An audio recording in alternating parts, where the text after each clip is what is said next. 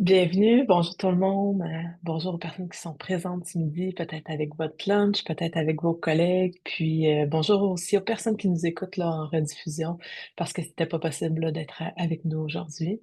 Je vous remercie, ben en fait, saluer les personnes du Québec, mais aussi les personnes de l'Europe. Là, c'est une des raisons pour lesquelles là, je fais ça sur l'heure du midi, ça permet aux personnes de l'Europe d'être présentes là en soirée plutôt que pendant la nuit. Donc, je me présente pour ceux et celles qui ne me connaissent pas. Je m'appelle Soleil Laflèche, je suis thérapeute en relation d'aide et la créatrice de tous les outils émotions. Donc, c'est moi qui les a créés, qui les a écrits et aussi illustrés. Je suis excitée aujourd'hui parce que je vous présente là le 13e outil, donc outil spécialisé intimidation à l'école. C'est un boîtier qui me tient vraiment à cœur, qui est dans la thématique de la violence. J'en avais déjà fait un sur la violence, le 11e pour ceux qui l'ont entre les mains. Donc, violence entre partenaires intimes qui s'adressait à un public adulte, adolescent. Mais là, c'est la première fois que je m'adresse dans la violence à l'enfant avec ce boîtier-là, aux enfants de 8 à 12 ans approximativement. Et ben, ça me touche de parler de la violence dans mes créations parce que je dirais que la violence, la haine, le mépris est en hausse en ce moment dans le monde. Des statistiques qui le démontrent, entre autres, là, en lien avec la communauté LGBTQ+, qui est une de mes spécialisations, mais en général aussi, avec la polarisation, là, la politique, etc. On remarque une hausse de la violence, puis c'est comme ma façon à moi de, finalement, dans tout ça, de me faire du bien, puis de faire le bien dans le monde. Donc, c'est des outils qui me tiennent là, particulièrement à cœur. Donc, c'est un petit peu ça, là, la démarche créative là, pour commencer derrière cet outil spécialisé.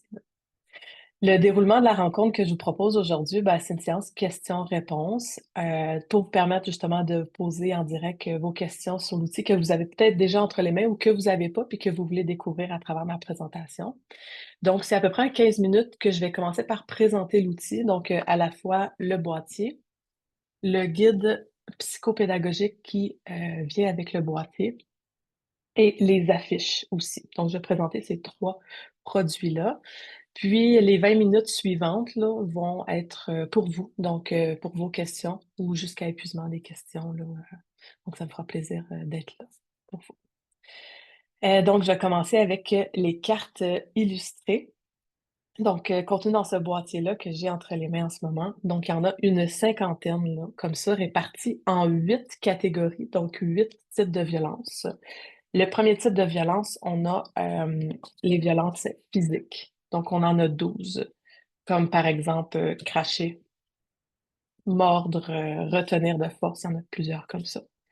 La deuxième catégorie, c'est les violences sexuelles, les cartes mauves. Donc, montrer une photo intime, photographier le corps de l'autre, forcer l'autre à montrer une partie intime. La troisième catégorie, les violences matérielles, on en a 4, comme par exemple voler un objet, briser un objet. La quatrième catégorie, les violences verbales, il y en a 6 de répertoriés, comme par exemple insulter, sacrer ou dire une blague blessante. Prochaine catégorie, les violences psychologiques. Par exemple, menacer de faire mal, manipuler, faire du chantage. Par la suite, les cartes vertes, on a les violences sociales. Répandre un mensonge, exclure, dévoiler un secret. On a aussi les violences numériques ou technologiques, comme partager en public des moqueries, partager une photo sans permission. Et finalement, les violences plus passives, comme il y en a 2, comme ne rien faire devant la violence tout simplement ou ignorer. Donc, ça compose là, les 50 cartes du boîtier, réparties en 8 catégories, comme je l'ai dit. La particularité de ce boîtier-là, c'est que, contrairement à la violence entre partenaires intimes, dans laquelle il y avait une violence et je la définissais, ben, au verso, c'est pas une définition, mais c'est une mise en situation. C'est une histoire qui permet à l'enfant de environ dans la tranche 8 à 12 ans de s'approprier et de comprendre la violence qui est vulgarisée à travers une anecdote qui pourrait se passer réellement sur les lieux de l'école ou s'y entourant. Puis j'ai envie, en fait, de vous lire une carte pour vous donner un exemple pour ceux qui n'ont pas le boîtier en ce moment à la maison ou au bureau. Donc, j'ai choisi une carte en lien avec les violences numériques parce que c'est des violences ben, qui sont pas beaucoup documentées puis qui sont quand même Ben, je dirais en hausse, puis assez problématique actuellement là, avec les enfants, les adolescents. Donc, la carte écrire en privé des méchancetés. Je vous la lis. Aujourd'hui, Kimi et Tam se disputent au sujet des consignes d'un jeu. En rentrant de l'école, Tam prend son cellulaire et envoie des mots méchants à Kimi. Il dit: T'es un gros tricheur, tu pues, t'es laid. Kimi est triste de lire ces insultes en ligne. Il a mal au ventre puis il a peur d'aller à l'école demain, car il veut pas croiser Tam. Donc, la particularité de cette mise en situation-là, là, qui est au verso de la carte, ben, est en deux temps. Dans le premier paragraphe, c'est le geste d'agression qui est expliqué, qui est détaillé. Puis dans le deuxième paragraphe, c'est toujours l'impact que ça a sur Kimi, donc sur la personne victime. Dans ce cas-ci, ben, l'impact, il a mal au ventre, donc il y a des impacts au niveau des sensations corporelles, puis il veut pas aller à l'école demain. Fait que ça a aussi des impacts sur sa motivation scolaire. Puis à chaque carte, ben, les types d'impacts sur la personne victime sont différents. Donc voilà un peu là, la présentation des cartes.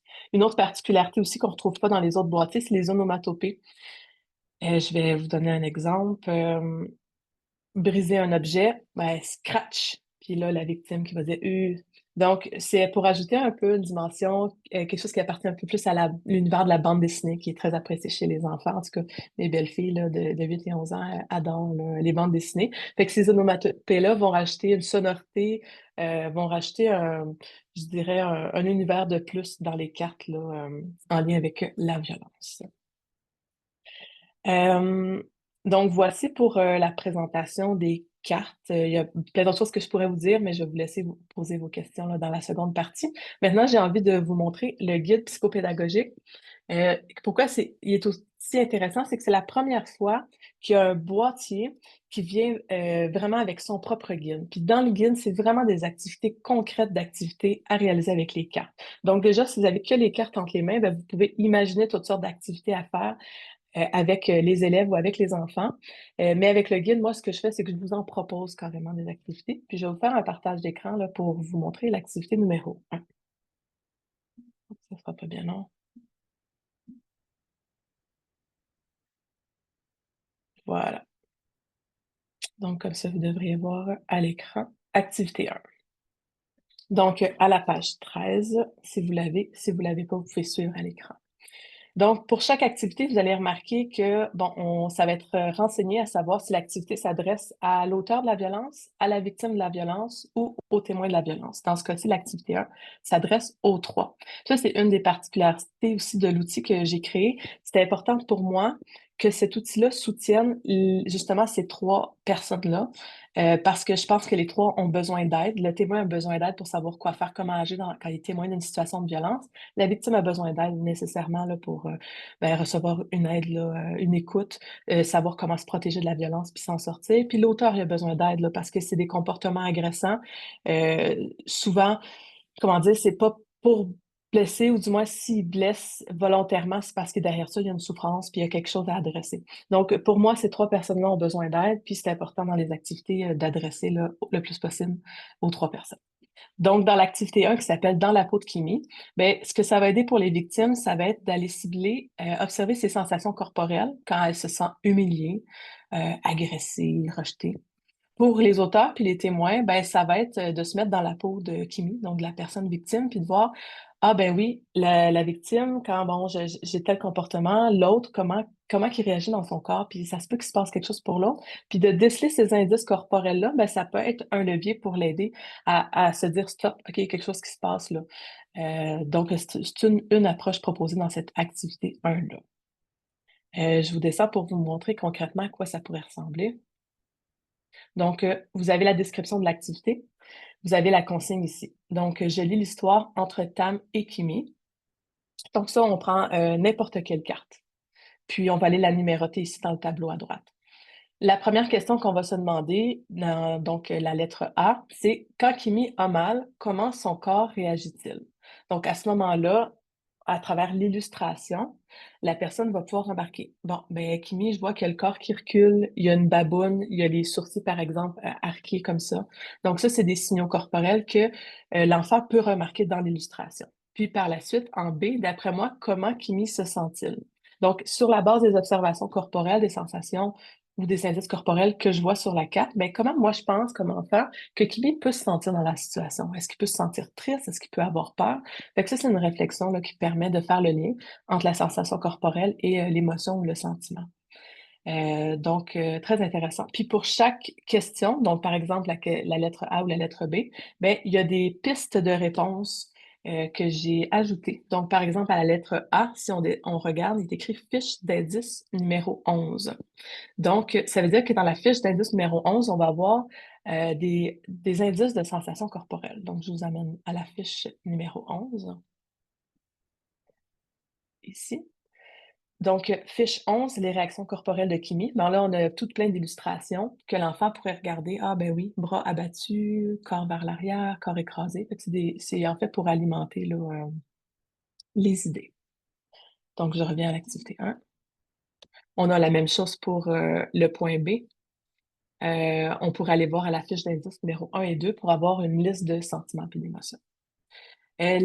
Le tableau que vous voyez à droite ici de l'activité 1, ben ça, c'est un fichier numérique qui va venir, ben, il fait partie du guide, bien sûr, papier, mais en plus de ça, on vous achemine un fichier numérique qui vous permet d'imprimer ces pages-là à l'école ou au bureau pour les utiliser finalement, en imprimer autant que nécessaire là, pour les fins de chaque activité.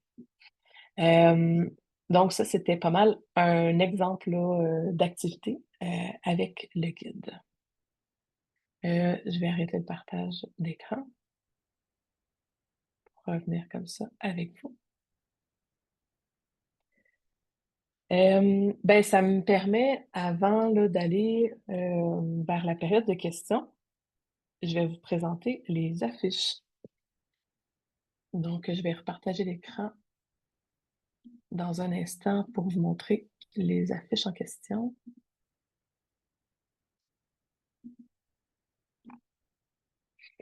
Donc, en ce moment, je suis sur le site des éditions Émotions, dans laquelle je vous ai parlé déjà brièvement du boîtier et du guide. Maintenant, je vous amène aux affiches ici. Ils sont répartis en deux lots. Donc, le premier lot à gauche ici, c'est axé sur l'impact insatisfaisant de la violence sur la personne victime. Donc, par exemple, frapper, ça fait mal. Ça, c'est vraiment des illustrations tirées de l'outil qui ont été mises en forme finalement, en affiche. C'était important pour moi, dans la création des affiches, de pas, comment dire, diaboliser l'auteur de la violence, mais vraiment de mettre la lumière sur l'impact que cela a sur la personne victime, la violence reçue. Donc, la fiche, elle dit pas frapper, c'est mal, qui serait un jugement moral. La fiche dit vraiment frapper, ça fait mal. Donc, je pense que c'est une distinction importante qui permet de pas culpabiliser l'auteur de la violence parce que si finalement l'auteur de la violence est culpabilisé, ben, ça risque de créer un blocage dans le travail sur lui pour aller voir ce qui se passe sous son comportement là, agressant. Puis, le deuxième lot d'affiches, c'est axé sur finalement les comportements prosociaux. Donc, toutes sortes de comportements prosociaux comme s'excuser, remercier, inclure quelqu'un dans une discussion ou un jeu. Il y en a plusieurs autres exemples que je vous invite à aller voir là, sur le site des éditions Émotions. Ben, ces comportements prosociaux-là, en fait, c'est tout simplement pour les encourager. C'est vraiment pour utiliser une approche positive pour aborder oui, telle affaire, je ne ferais pas ça parce que ça a un impact insatisfaisant, ça fait mal à l'autre, mais qu'est-ce que je peux faire en contrepartie pour faire du bien? Donc, c'est vraiment une façon d'éduquer sur les comportements à adopter pour faire le bien autour de soi puis se sentir mieux finalement dans sa propre peau aussi. Donc, voici les deux lots d'affiches. Aussi à dire que le deuxième lot d'affiches sur les comportements prosociaux, c'est des illustrations uniques là, que vous ne retrouverez pas dans le boîtier de cartes illustrées. C'est des illustrations qui ont été créées exprès pour le thème des comportements prosociaux. Donc, voilà, j'arrête le partage d'écran à l'instant. Ça m'amène à ouvrir la période de questions. Les questions, vous pouvez me les poser de vive voix, vous pouvez me les poser par écrit dans le chat à public à tous ou en privé dans le chat à moi. Puis même les personnes qui ne pouvaient pas être présentes là, que vous m'écoutez en rediffusion, mais vous m'avez possiblement aussi envoyé à l'avance des questions par courriel que je peux répondre. Donc c'est comme ça que je fonctionne là, à chaque fois. Donc, je suis ouverte là aux questions. Je vais aller ouvrir mon chat là pour vous recevoir là-dedans.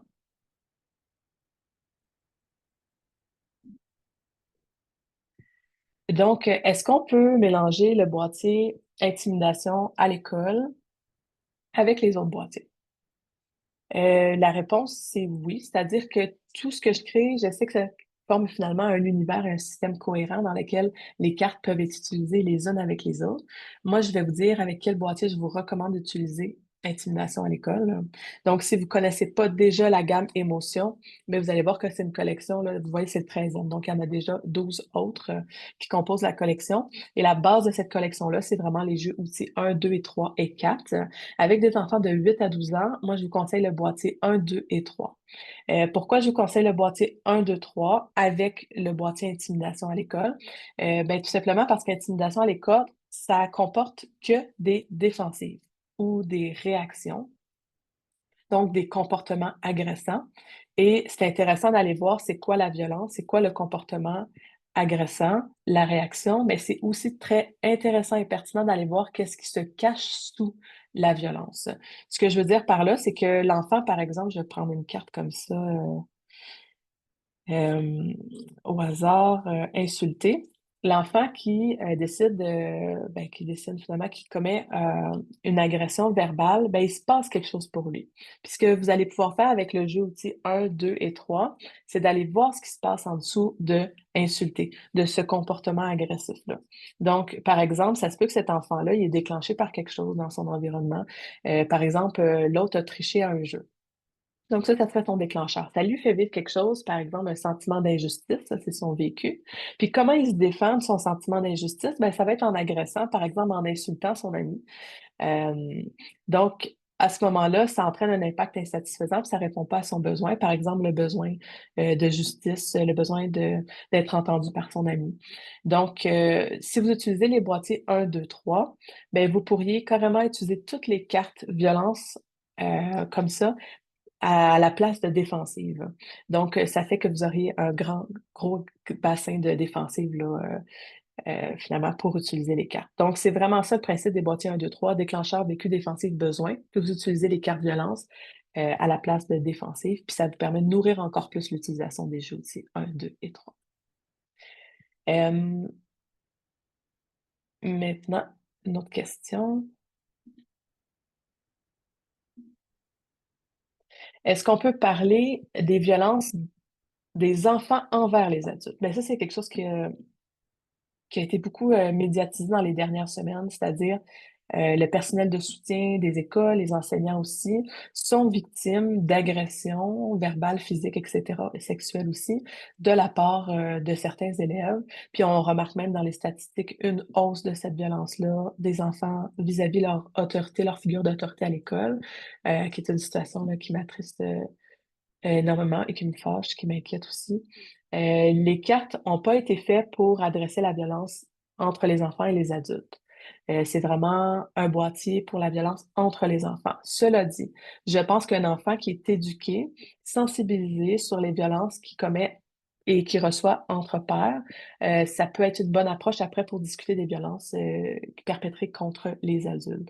Donc, bien que le boîtier n'a pas été fait spécifiquement pour la violence entre enfants et adultes, je pense qu'il y a une façon d'adresser la violence en utilisant les cartes. Euh, donc, tu parles d'intimidation à l'école, mais c'est pas nécessairement toujours chaque carte de l'intimidation. Ouais, ça c'est un propos que j'emmène entre autres dans le guide. Le titre du boîtier, c'est Intimidation à l'école, bon parce que c'est dans le langage populaire quelque chose qu'on connaît. Mais c'est-à-dire que chaque carte n'est pas nécessairement de l'intimidation, c'est un geste d'agression. Par contre, si le geste d'agression se répète, par exemple, euh, partager en public des moqueries. Si ça arrive une fois, c'est un geste d'agression que j'appelle dans mon langage. Mais si la situation est amenée à se répéter, puis il y a d'autres critères aussi qui permettent de dire est-ce que c'est de l'intimidation ou non. Puis ça, je le détaille un petit peu plus là, dans le guide. Mais si la situation se répète, là, ça devient de l'intimidation. Donc non, effectivement, le boîtier s'appelle intimidation, mais à l'intérieur du boîtier intimidation, vous avez plutôt des types de violence. Je vais retourner dans le chat. Est-ce que c'est plus pour la victime ou pour l'agresseur? Ben ça, comme j'ai dit tantôt, les cartes s'adressent autant que possible aux trois, victime, auteur, témoin, sauf certaines activités que je vais recommander davantage que ce soit que pour la victime ou que pour l'auteur. Puis ça, pour chaque activité dans le guide, vous allez avoir la mention. Euh, pour la victime, pour moi, c'était vraiment d'axer sur qu'est-ce que ça lui fait vivre, cette personne-là. Donc, c'est pour ça que les émotions sont détaillées dans les mises en situation. Pour l'auteur, ben, ça lui aide à prendre conscience des gestes parce qu'il y a la partie impact.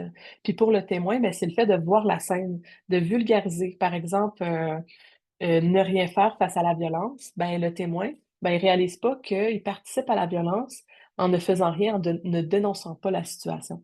Donc, le témoin peut aussi être éduqué à ce moment-ci. Euh, N'hésitez pas là, si vous voulez poser des questions là, à l'oral aussi. Je vais t'en poser une. Bien sûr, Véronique, salut. Allô? C'est ça, en fait, est-ce que ça se ferait d'utiliser les cas comme activité de prévention, mais au niveau d'une classe complète? Est-ce que... Ouais. Oui.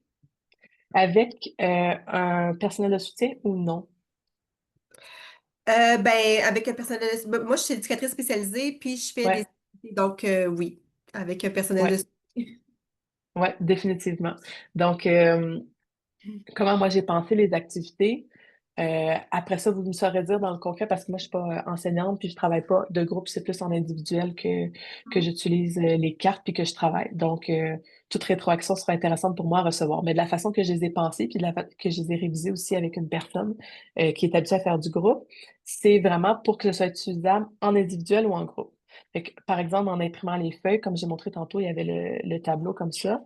Bon, en imprimant une copie pour chaque jeune, ben, on peut tout simplement donner les instructions devant le grand groupe, puis finalement les accompagner étape par étape à répondre aux questions.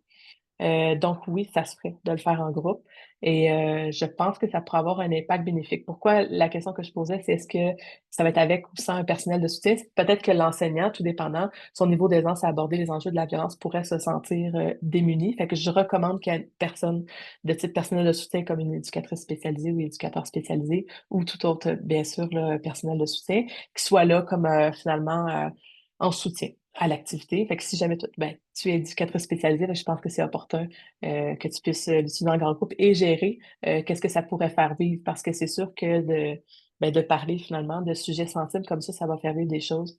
Fait que je suis sûre que tu sauras mettre en place un cadre sécurisant pour finalement dire aux élèves qui auront besoin de parler après l'activité que tu es disponible là, pour les recevoir en individuel. Fait que c'est sûr que ça va relever des choses, ça va faire vivre des choses, mais je pense que de la façon que je l'ai conçue, c'est pas trop menaçant et confrontant. Autant pour l'auteur, la victime, puis le témoin. Puis c'était ça mon idée. Tu sais, moi, mes illustrations, comment elles sont faites, c'est des petits personnages attachants, un peu candides, pas trop menaçants, c'est facile de se projeter dedans. Puis le niveau 1 des activités, parce que je l'ai pas dit tantôt, mais mes activités sont en 3 niveaux. Le niveau 1, c'est pas confrontant dans le sens que tu parles pas de toi qui reçois la violence, c'est le personnage qui reçoit la violence. C'est pas toi qui commets la violence, c'est le personnage Tam qui la commet. Ça aussi, ça a été pensé pour, comment dire, moins susciter de réaction, mais plus d'introspection. Parce que nécessairement, en faisant l'activité, puis bon, ah, c'est pas moi qui frappe, c'est Tam qui frappe. Puis qu'est-ce que ça a comme impact quand Tam il frappe? Ben, c'est plus recevable là, d'aller se regarder dans nos comportements agressants. Puis même chose là, pour la victime, c'est un peu moins confrontant de dire, ben, c'est pas moi là, qui a été frappé. C'est Kimi qui est frappé. Mais qu'est-ce que ça peut y faire vivre, Kimi? Fait que c'est vraiment une façon, tout simplement, là, d'aller favoriser l'introspection d'une façon là, qui va être le moins menaçant possible, puis le plus facile possible à accueillir. Même si ça a été pensé de cette façon-là, ça va quand même faire vivre des choses. Fait que voilà, je te souhaite une bonne suite là, dans l'utilisation, Véronique, en grand groupe. Puis comme je vous dis, si vous voulez me revenir, tu sais, c'est un outil tout frais là, qui est sorti d'impression il y a à peine une semaine ou deux. Fait que si vous voulez me revenir avec l'impact que ça a dans vos groupes ou si vous avez d'autres questions, ben n'hésitez pas là, à m'écrire ou même je vais refaire un événement probablement sur cet outil-là pour les questions qui vont être venues après l'avoir utilisé en classe ou en individuel. Ben sûrement qu'il y a des choses que ça va relever pour vous. Puis moi, je prévois de faire un deuxième événement de ce type-là pour pouvoir recevoir vos questions et commentaires aussi, là. Ben, c'est Donc, bon. voilà. C'est le fun parce que je te dirais qu'à l'école, les élèves, ils connaissent tous Billy, là. parce que j'ai la Ah trouble oui, oui, ultime. Puis c'est ça, moi, je ouais, m'occupe d'enseigner les apprentissages socio-émotionnels à l'école. ouais, ouais. J'ai utilisé Billy cette année. Fait que, Ah, nice. Fait que voilà. merci, merci Véronique, ça me fait vraiment chaud au cœur. Tu sais, moi, comme artiste, je suis beaucoup devant mon ordinateur à la maison à regarder la neige tomber. Puis là, quand je reçois des feedbacks comme ça en live de comment ils sont utilisés dans les milieux, ben, ça me touche énormément. Ok, merci de me dire. Ça fait plaisir. Puis je pourrais t'écrire comment je Mm. l'utilise aussi si ça t'intéresse, là, Ouais. parce que moi, je fais mes enseignements en grand groupe, donc Ah oui, je ferai une petite ah rétro. oui, Ouais, génial. Ben, ça serait super apprécié, là, vraiment. Merci, c'est plaisir. très généreux de ta part. Bon. Je vois qu'il y a une question dans le chat. Est-ce que c'est adaptable pour les enfants de garder? J'ai envie de dire oui et non. Ben, dans le fond, oui, c'est adaptable, mais je vais vous dire les limites que j'y vois. Puis encore là, la petite enfance, c'est moins mon champ de spécialité, mais je sais que mes outils sont énormément utilisés en CPE, justement, à petite enfance, 3, 4, 5 ans. Fait que je vais vous dire qu'est-ce que j'ai entendu, puis qu'est-ce que je pense que l'outil pourrait avoir comme impact, puis c'est quoi les limites d'utilisation. Mais encore là, comme je vous dis, revenez vers moi si vous pensez que dans votre champ d'expertise à vous, petite enfance, ça serait approprié ou non. Ça me fera toujours plaisir de vous entendre, vu que c'est vous qui êtes expert de la petite enfance.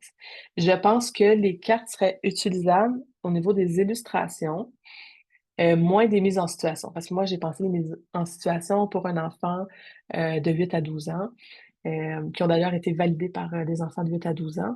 Donc, il y a des mises en situation qui ne vont pas rejoindre du tout la réalité d'un enfant là, de 3, 4, 5 ans. Euh, donc, les lire, ben, ça va être du cas par cas. Ça va être à vous de juger. Fait que c'est plus l'illustration qui va possiblement parler à l'enfant, qui va se reconnaître. Puis mes illustrations parlent au tout petit. Donc, ça, c'est une vraie réalité. Et la façon que la violence est abordée, je pense que c'est vraiment correct, là. Tu sais, il n'y a rien de trop confrontant, sauf excepté, je pense, les violences sexuelles.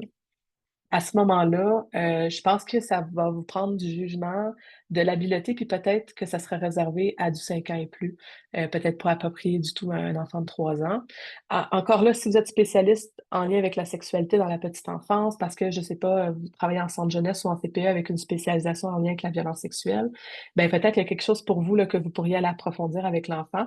Mais si vous n'êtes pas spécialisé au niveau de la violence sexuelle avec la petite enfance, moi, je vous recommande peut-être pas de les utiliser, d'aller chercher l'appui d'un professionnel là, de votre établissement ou à l'extérieur de votre établissement. Parce que je dirais que c'est cette catégorie-là de cartes là, que je mettrais un bémol pour l'utilisation avec la petite enfance.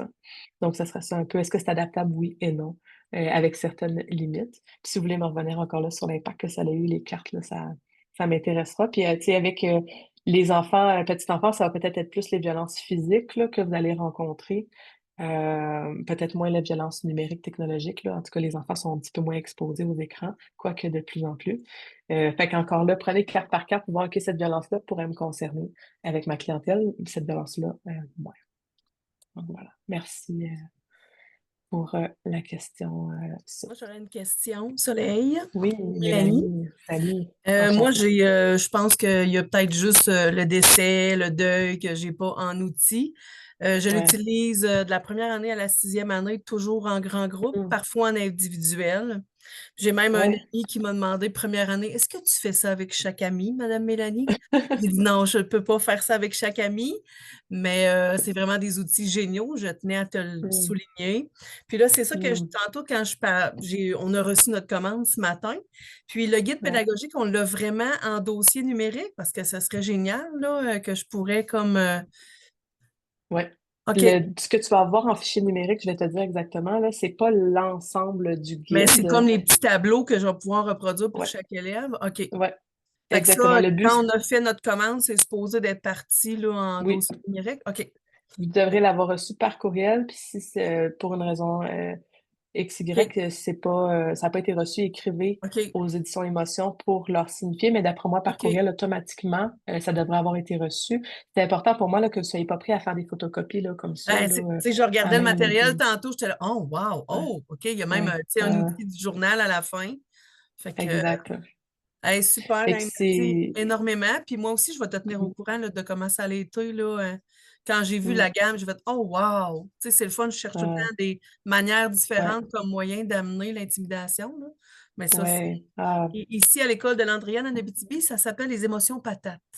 Parce qu'ils ont ah oui. Billy a comme l'air d'une patate. Fait que Oui.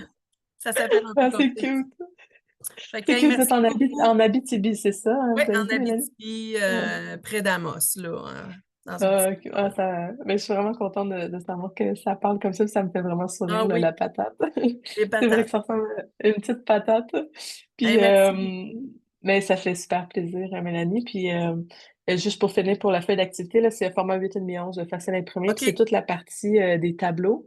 Puis, OK. toutes les fiches à la fin, là, tous les exemples de sentiments, d'émotions, etc. Donc, voilà, c'est ça le contenu du PDF que tu vas retrouver. Puis mais merci pour ton feedback aussi, là, Merci beaucoup. ton feedback présent puis peut-être à venir. Puis ça m'amène à vous dire, là, tu vois que ça passe vite, 30 minutes. Fait que vous allez voir passer là, dans l'infolette ou aux réseaux sociaux là, un deuxième événement qu'on pourra faire suite ensemble. Si, tu sais, en le lisant ou en essayant des choses qui fonctionnent pas, des commentaires, des questions, ben, on pourra faire une partie 2 là. Puis aussi les personnes actuellement qui nous écoutent en rediffusion, si vous avez l'outil entre les mains, vous allez vous le procurer d'ici là. On pourra se donner rendez-vous pour un autre midi émotion sur l'outil 13. Puis il y a aussi un midi général qui habituellement est une fois par mois, mais là, ça va être plus le mois prochain. Midi émotion générale sur toutes vos questions et commentaires généraux sur tous les outils émotion, qui est un autre événement à part, qui est aussi sur l'heure du midi pour nous permettre de se voir. Donc, voilà.